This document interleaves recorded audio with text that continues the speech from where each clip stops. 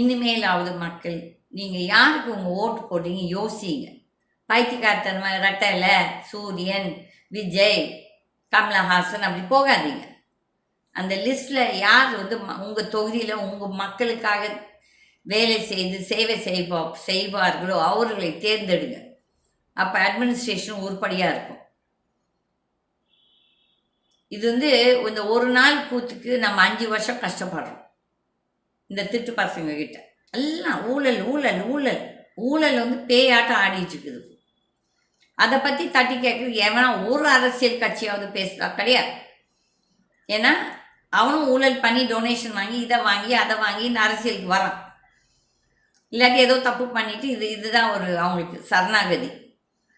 ஒரு சிலர் இந்த அண்ணாமலையை அவங்க பெரிய ஒரு ஹீரோ மாதிரி பேசிட்டு இருக்கான்.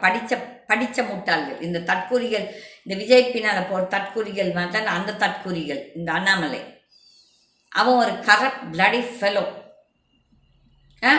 எவ்வளோ இது இண்டஸ்ட்ரீஸை அவன் இருந்த 4 வருஷத்தில் எவ்வளோ பேர்த்தை ஏமாற்றி மிரட்டி சம்பாதிச்சிருக்காங்க. இந்த மக்களுக்கு தெரியுதா? முட்டா மக்களுக்கு